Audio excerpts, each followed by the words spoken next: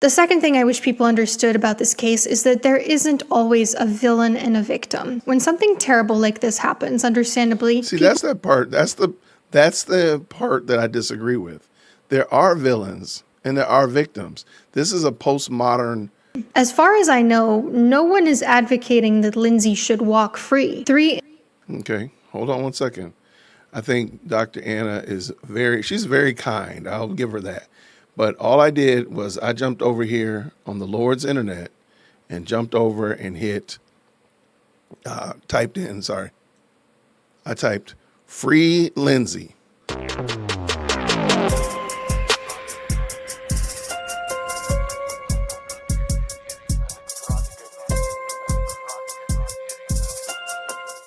Okay. Dr. Anna has waded into this swamp of the Lindsay Clancy case. Let's go hear what she has to say. Who experienced severe postpartum mental health issues following the birth of her third child and ended up unaliving all three of her children, as well as making an attempt on her own life. But to me, what's more shocking than the details of her case has been the public's reaction to the trial. For some bizarre reason, trials in the US are allowed to be recorded and treated like a public spectacle. And what tends to happen anytime you introduce the public to a very sensitive topic is, of course, the public ends up saying some awfully ignorant things. So today I'd like to tell you 3 things that I wish every person understood before they went looking for the Lindsay Clancy case. These are not things about the case necessarily, but things about mental illness and our own psychology, about us as the viewer, that we should be mindful of when interacting with this sort of media. So let's talk about it.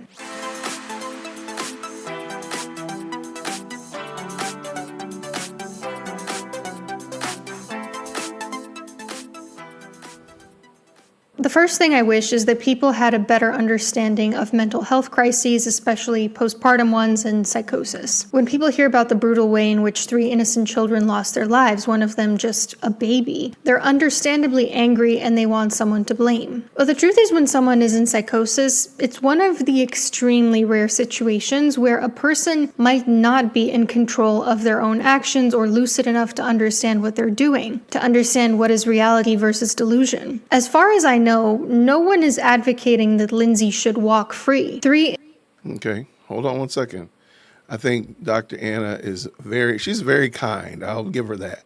But all I did was I jumped over here on the Lord's internet and jumped over and I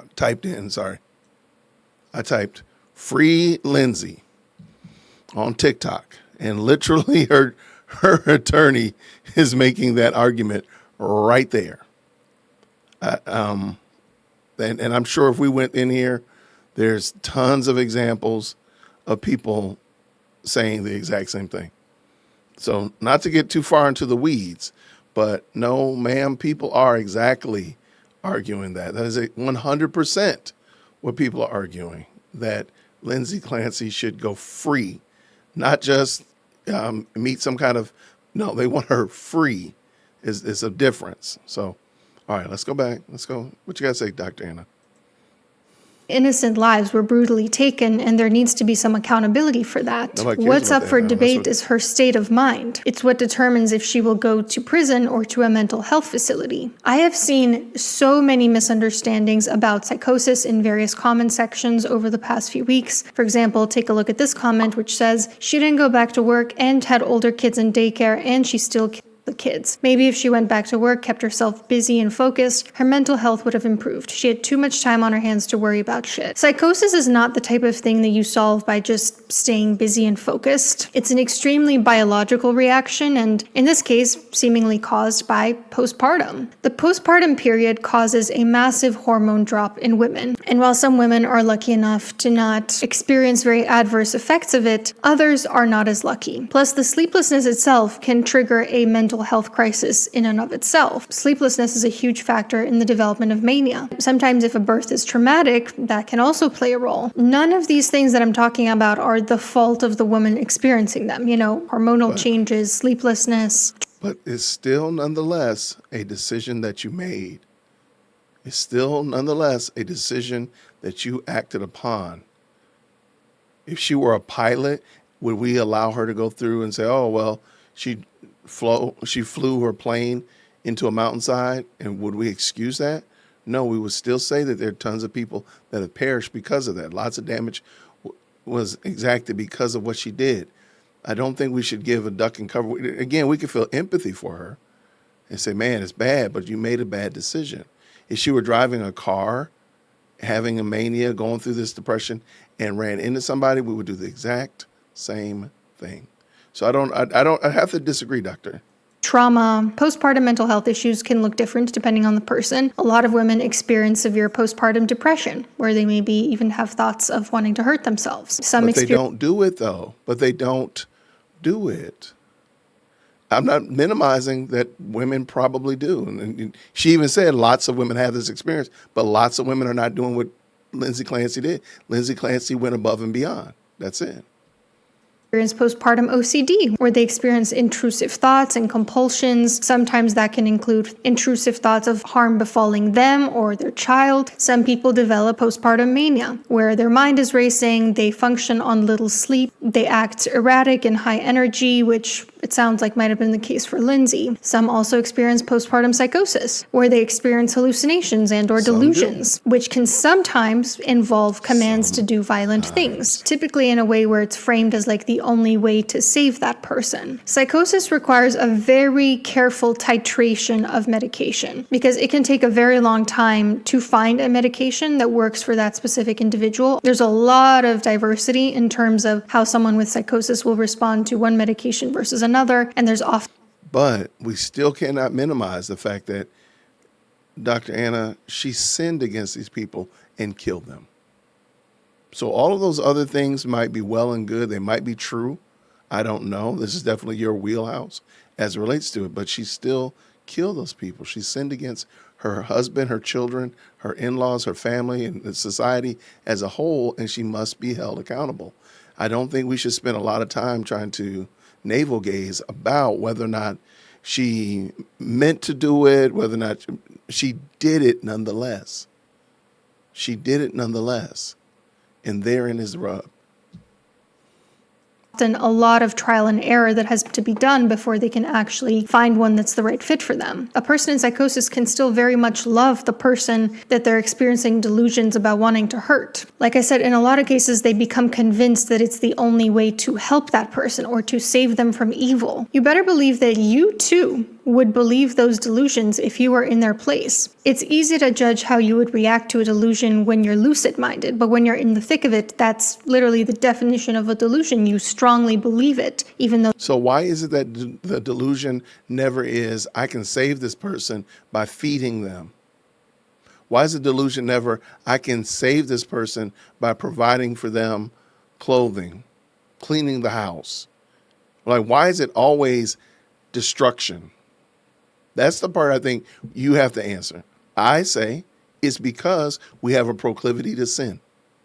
And apart from Jesus Christ saving us, we will sin against one another. And sure, we can say it's a mental disorder till the cows come home. But you never see anybody have a mental disorder and they want to give and help and support the homeless, those who are hungry, such of that nature. Never. It's always destruction. So you have to answer that part, Dr. Anna. I've already answered I answered from my understanding, but how do you answer it?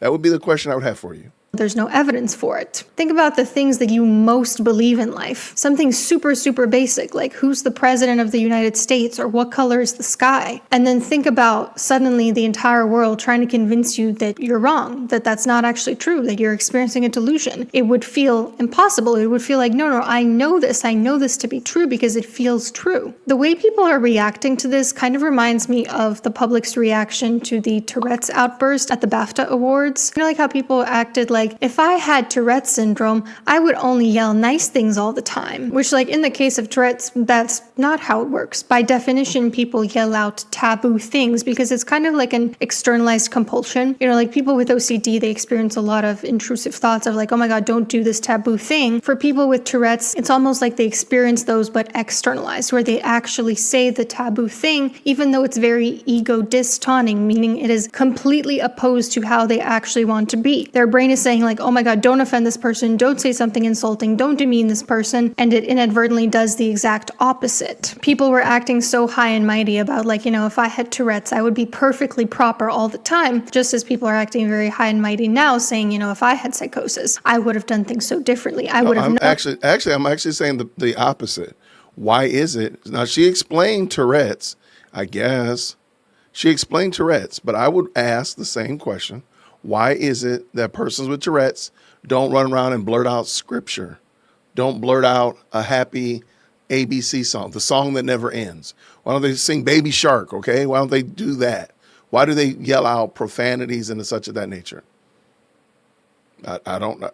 I'd have to hear it from her, because I'm going to say again, we're predisposed to sin against people. And again, we can shroud it in Tourette's, we can shroud it in psychosis or some mental illness, but really at the end of the day, we're predisposed to sin.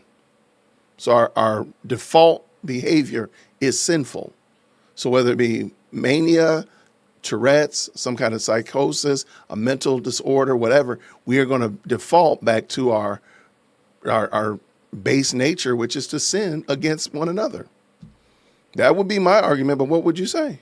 That my delusions were delusional. Another misunderstanding that I've been seeing floating around is this idea that it couldn't have been psychosis because she planned it out. If someone is deep in the throes of a delusion where they think this is the only way to save my family, they might be able to be deceptive for a bit and to act out a plan. It doesn't mean they were in a state of mind where they understood what they were doing. Planning is not necessarily absent when someone's experiencing psychosis. People who are experiencing psychosis can plan lots of different things. There's also a misunderstanding about Patrick Clancy, Lindsay's husband. People say that he seems so flat and emotionless, that he doesn't care about what's happening. And this is just a reminder, you guys, people cope with severe traumas in very different ways. One person could seem flat and emotionless on the outside, but be crying internally. They could seem flat because they've just dissociated from extreme stress, which wouldn't at all surprise me given what he went through. From what I've actually observed of him, he seems kind of emotionally mature to me. He hasn't tried to throw Lindsay under the bus despite immediately cutting her off after what she did. To me, that sounds like someone healthy who's able to acknowledge that, I used to love this person, maybe I do still love this person, and it's not her fault what happened to her, but also she did something so awful that my life will never be the same and I can't forgive that. It takes maturity to integrate those sort of contradicting thoughts. Maturity that the average TikTok commenter unfortunately lacks. The second thing I wish people understood about this case is that there isn't always a villain and a victim. When something terrible like this happens, understandably. See, that's that part. That's the part that I disagree with. There are villains and there are victims. This is a postmodern understanding that everybody's just a reluctant hero or the anti-hero type of scenario. No, she did wrong. She was evil. I don't understand. I don't think Dr. Anna is trying to cape for Lindsay. I do think she's speaking probably from a place of care because of her profession. But no, there are villains. I think the fact that we've gotten rid of villains makes it easier for villains to move amongst us. Because now we're like, oh, well, maybe they don't really mean to do wrong. No, they really do mean to do wrong. We have villains among us. People want some sort of retribution for the victims. But something that can happen is that they can start splitting. Splitting is a defense mechanism where you separate different people into all bad versus all good, into villain and victim. And in this case, I think that it comes from empathy, because a lot of people want justice for those children. They are horrified by what those children must have gone through in their last few moments of life. They're looking for someone to blame. Maybe also they want to find someone at fault because it makes them feel more secure that something like that can't ever happen to them. And I've seen people split in completely opposite directions. Some people consider Lindsay the villain and her husband the victim. Others consider her husband the villain and her the victim. Like this comment saying, her husband is literally one of her victims, poor guy. And then someone responding, she is one of his victims and he's the reason this happened, poor woman. Or this, hear me out. He was cheating the whole time. He was claiming he was doing boys brunch and boys night. He was the voice she was hearing. He's the one who killed the kids and flung her off the balcony, and she doesn't recall because she was in psychosis. He's lying about Facebook. He also knows how to give some truth to appear honest. I keep feeling like he killed his kids and convinced her she did it. Sometimes there is no villain. Other times there are multiple villains. Sometimes a person is both villain and victim. Other times both. I think just because the comment section is confused and deflected doesn't mean that we have to be confused and deflected. How is a husband the villain? Please help me make sense of that. Not your own spin on it, not the story that you've created, but what has actually happened that's caused you to say the husband is the villain. And that the children are not the victims? What are we talking about? Yeah, I don't think that's a good way to handle this. I don't think it's a healthy way, in my opinion. People are victims. Like an example of a situation where there's no villain, something terrible happens and there's not really anyone at fault. Like a tiny micro example of this is a child knocking over a glass of milk and their parent starts yelling at them because their gut instinct is to find someone to blame, but it was just an accident. Accidents sometimes happen. No one is at fault. Versus a situation where there are multiple villains. Sometimes you see two people who are both pretty equally awful to each other, who both victimize each other. I keep getting these videos from this pair on TikTok, two different influencers, both of which is claiming that the other one is stalking them. Just really ugly beef with each other to the point where at least from the outside looking in, based on the limited information I have, it kind of feels like both of them are villains in each other's stories. What's an example of a situation where someone is both villain and victim? Someone who kills their child's murder. Technically, they took away someone else's child, but they're the victim in their child's story. Now, in this case, I believe that there were 5 victims. Obviously, the children and also the parents. Based on the evidence I have thus far, I don't believe that there was a villain in that family. I believe that Lindsay is responsible for what happened. I believe that she's to blame for what happened, but she's not a villain. To me, sometimes that's just plain semantics. She is the villain. Lindsay is the villain. You are the villain. I think trying to play that any other kind of way is just playing semantic word games. Lindsay is the villain. She has done evil and violent things. Sorry. Now, if you want to say she's a villain of psychosis, a villain of Big Pharma, or a villain of the society, the patriarchy, whatever, but she is the villain. That's it. I don't even think the other ones even matter. She's the one that did everything. Postpartum psychosis happens and there's really no one to villainize, even if something awful happened as a result of it. Should Patrick have left her alone with the kids when he knew she was having thoughts of harming them? Probably not, but he didn't really know the extent to which she was having those thoughts. And when you find yourself in a situation like that, you never think that something like that will happen to you, especially if the other person isn't acting very outwardly psychotic or telling you about their delusions. We are all just one small mistake from absolute destruction. Never think that you are above that because the universe will humble you. One small mistake is different than we are. Again, we could all have a mistake. There's no question, no doubt, no argument for me at all. But this is not a mistake. This was a planned, dare I say, scripted deletion of children. It has nothing to do with mistakes. She did this on purpose. It wasn't a mistake.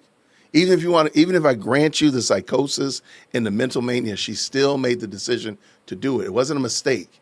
It wasn't a whoopsie. It wasn't like, oh my goodness, I accidentally stumbled into murdering my 3 kids and then slitting my wrist and jumping out of the window.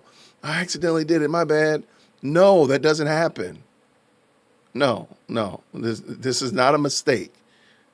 So everybody's not one step away from murdering 3 of their family members, slicing their wrists and jumping out the window. No, nobody's one mistake away. Sorry.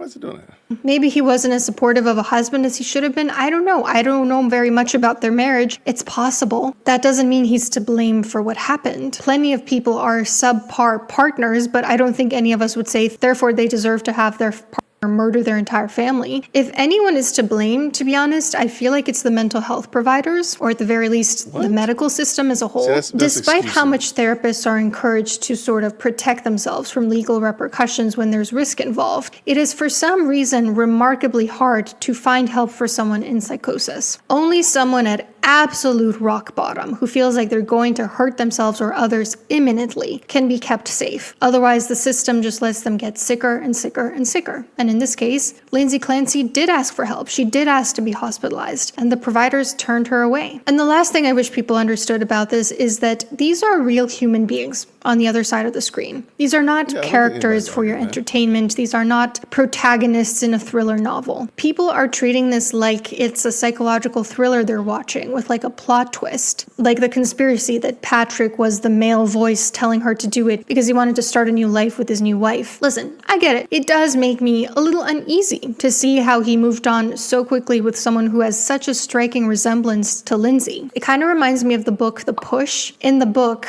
a couple loses their child, and afterwards the husband is able to just sort of start over and have a do-over family with a younger wife. But even if this is what Patrick did, even if he did just replace Lindsay with someone new, put a band-aid over his trauma, I wouldn't blame him. Who wouldn't wish to just close their eyes and have a do-over, to have it all feel like it was just a bad dream, to wake up to a reality where it doesn't feel like it happened. But unlike The Push, these are real people. These are not characters. And we don't know what happened, and we don't have all the information, and we could be wrong in our assumptions. In my opinion, it's so much worse to assume ill intent of someone who is actually innocent than it is to give someone the benefit of the doubt and find out that they were not as good as you assumed. You know, I've had a couple situations this past year where I gave a public figure the benefit of the doubt and they ended up disappointing me, but I don't regret it. I would do it again just the same because I would rather be somebody who gives people the benefit of the doubt and is proven wrong than to be someone who automatically projects the worst of intentions onto an innocent person. I mean, try to imagine for a moment what it must feel like for thousands of people to suddenly have eyes on you and demonize you over an assumption that maybe isn't even true, all because they're picking sides as if they're watching a soccer match, or more accurately, a gladiator match. All the while, a few years ago, you just violently lost your entire family. Can you imagine the absolute misery of that? That not only you went through one of the most traumatic things a person can go through, but now you're being re-traumatized by the fact that this has been made public. This is the issue with televising court trials and publicizing police body cam footage. All it takes is being questioned by the police, maybe for something you weren't even involved in or guilty over, for suddenly any expectation of privacy to go out the window. Privacy is a basic human right, regardless of whether or not you committed a crime. I feel like we owe people privacy just the same as we owe prisoners food and shelter, because it's a human right. It is genuinely so bizarre how the US doesn't see that. You know, like public figures at least usually have a more gradual adjustment to this type of public scrutiny, but what kind of protection do just regular civilians have who go from being private citizens to one day being put on blast by the entire internet? If I could just ask you one thing, you know, before you type out something hateful, ask yourself, what is your end goal? Are you making the world... I don't think that